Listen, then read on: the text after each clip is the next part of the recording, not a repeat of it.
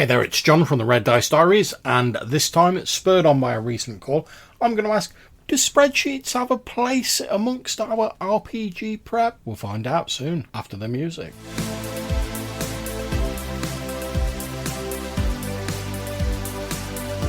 Now, this episode was spurred on by the following call that I received from Jason Connolly of Nerds RPG Variety Cast, which is a great podcast. If you've not listened to it, go and check it out. Link in the description. But anyway, this is what Jason's message said. Hey John, Jason here. Just want to comment on your recent money episode.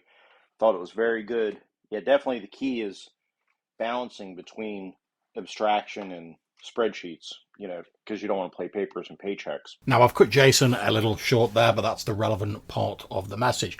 I did answer the message in a preceding voicemail episode, so you can check that out if you want to hear the full thing. But it got me thinking, to what extent is using spreadsheets or tools like that actually a problem? Now, don't get me wrong, I entirely agree with Jason that you don't want to slow the session to a crawl in the middle of the actual game when you fire up your spreadsheet and you're inputting loads of figures. And I can speak from personal experience on this. I once played in a Vampire the Masquerade Sabbat game ages ago. I forget most of the details about it, save that one of the rituals that the Sabbat vampires do is they all share their blood in a huge ritual called the Vaulderie, which creates bonds of artificial loyalty between these maniacal kindred, and I suppose I should say Cainites, or they'll be on my back, and it stops the whole sect from imploding, basically. Now, as I say, I forget most of the details about this game, save for the fact at one point we got invited to the Pala Grande, which is a massive festival, and a big part of that is this huge Vaulderie that everyone there participates in to cement these weird artificial bonds of the faction together. There must have been about 50 vampires there all told in the game based on the description. There was half a dozen player characters and the rest were NPCs. Now, I assumed at the time that when we got to the sort of Vaulderie bit, and there's basically, the more Vaulderies you get involved in, you have like a little Vaulderie rating to other vampires, and the higher the number you've got to that vampire determines how strong your bonds of loyalty are to them and what you'll sacrifice for them and whatever. Whereas if you've got a low number, you couldn't give an F about them, basically. And the more you do it, the more this number ticks up. Because like I say, it's like a weird sort of magical, through the blood, artificially enforced loyalty. But I assumed that when we did all of this, because there were so many people involved, the ref, the GM, the ST as it's called in Vampire, or was back in the day, was going to sort of hand wave that, or just say like, yeah, you've got a couple of points to all the vampires that were here, and it'd just be a role play thing, or we could all like move on with the interesting bit of this session. But no, what actually happened was the GM pulled out a laptop and had a spreadsheet with the player characters and the NPCs down one side and also along the top, like a little grid matrix, and he then started making dozens and dozens of rolls and inputting these numbers so he could precisely track the Vaulderie ratings of any vampire to any other vampire that was there. And whilst, yes, that's fairly comprehensive, and it would have enabled him to look up the stuff later, it completely ground the session to a halt, and instead of this Pala Grande being this blood-soaked festival of majesty like it's supposed to be in the game fiction, it basically turned into us twiddling our thumbs while the GM was typing in lots of numbers in a spreadsheet. So I'm certainly not a big fan of that, to be honest. But following another recommendation that I think might have also been from Jason or from somebody else, I looked into my copy of Adventurer Conqueror King, because that has a lot of slightly crunchier methods of dealing with like domains and stuff like that. And in my old school Essentials campaign, Smoke and Snow, at the moment, we're just starting to get to the stage where, even if they're maybe not quite high enough level, strictly speaking, the player characters are starting to become pretty big movers and shakers in the setting. We've got Dave Hodgkinson's character Quentin, who's like making inroads in the Thieves Guild, and he's soon going to be climbing the ranks of that, and he'll probably end up fairly near the top of that as long as nothing goes wrong, just because of his skill level. We've got Weimar Lonegrove, played by Johannes, who is basically become the Castellan of this small village that they helped found, and it's now become a sort of smallish town with a walled sort of gateway around it and a couple of towers. So I started to think about, how am I going to actually represent these domains and whatever, because I don't want it to be a massive thing that I'm shoving in the players' faces all the time, because let's face it, the main interesting thing about D&D, or in this case Old School Essentials, is the going out, the doing the perilous adventure, getting great treasure, fighting monsters, interacting with NPCs, and stuff like that. But much in the same way, during our money episode, I talked about like day jobs and incomes. These things are a great background element that add a bit of extra detail, a bit of extra flavour, texture and depth to your campaign world. So it gives that illusion that the campaign world is ticking along and other things are going on in the background. People are doing their day-to-day jobs, collecting taxes, working the land, whatever it may be.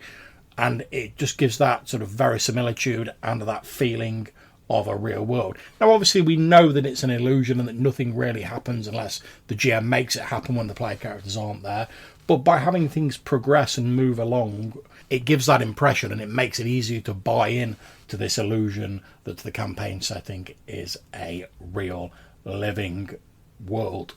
So I've been looking through Adventure Conqueror King, and there's a lot of tables in there for determining the various bits and pieces of a settlement. You know, how much revenue you get, how many peasant families you have living on the land, how much urban revenue you get, how much you get from tax, etc., how much you pay to the church, how many festivals you have to hold a year, what the morale of your domain is, how that affects your monetary income if you're the person in charge of it, what sort of classification the domain is. Is it a wilderness domain, a borderlands domain, or a civilized domain? Are we talking about a more traditional domain, or perhaps a settlement of some kind?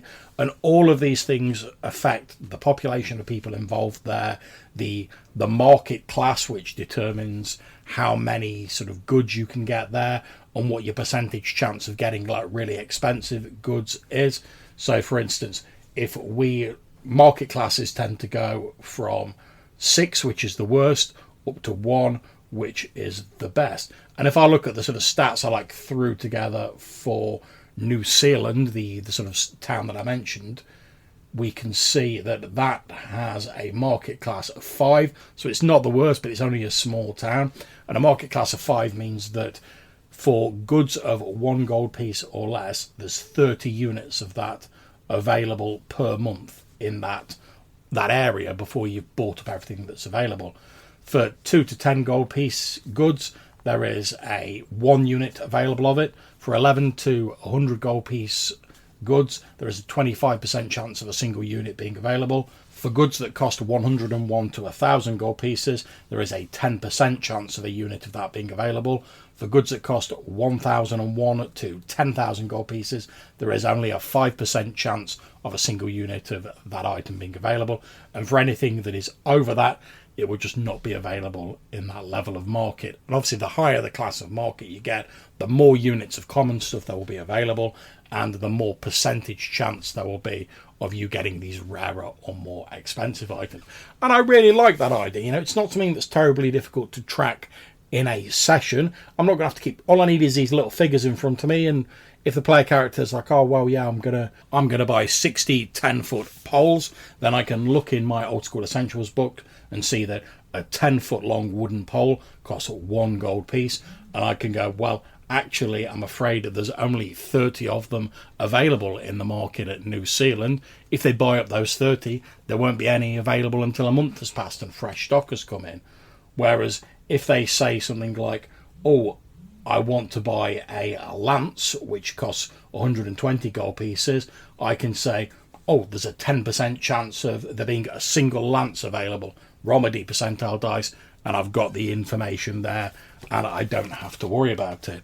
Now, because there's a lot of figures involved, obviously I don't really want to calculate these at the table side. So, giving into my sort of accounts payable clerk training, I've thrown together a quick spreadsheet that works out a lot of these details for me. And obviously this spreadsheet is not something I'm going to consult within the session, aside from just checking a few figures on it. I'm not going to be entering new data into it and fiddling around with it during a session. I can just quickly glance at it on one of my monitors, which isn't a problem because all my games run online, and I can quickly use those figures as a sort of grounding element to sort of like determine what's going on, how much stuff's available, how much money people are making, stuff like that. And if there are any changes that need to be made to this data, I don't know, let's say the player characters accidentally burn half the village down and that has a bad effect on morale, unsurprisingly, I can make those changes at the end of the session as part of my prep without actually interrupting the session itself. So I think I've basically come to the conclusion that having a spreadsheet, a list of figures, however you choose to lay it down, whatever your poison of choice is, it can be very useful as long as it's not allowed to overshadow the fun bits of the game itself. As long as you're keeping that spreadsheet, that list, whatever, just for you as the GM to help you with your prep, then there really is no harm in using these more modern tools. You don't have to, you can go old school and manual, it's whatever floats your boat. But there's no harm in using tools to make your life as a GM just a little bit easier. After all, isn't that what this sort of thing was invented for in the first place? Anyway, if you've got any thoughts on using spreadsheets or other electronic tools in your games, let me know. I'd love to hear from you. We might feature your call in a future voicemail episode. If you want to get in touch, you can do so in a few different ways. You can leave us a voicemail message using either SpeakPipe or Anchor, link in the description down below this episode, or you can send us an email to rddrpgpodcast@gmail.com. Until we see you again, take care, stay safe, and whenever you're playing, have fun.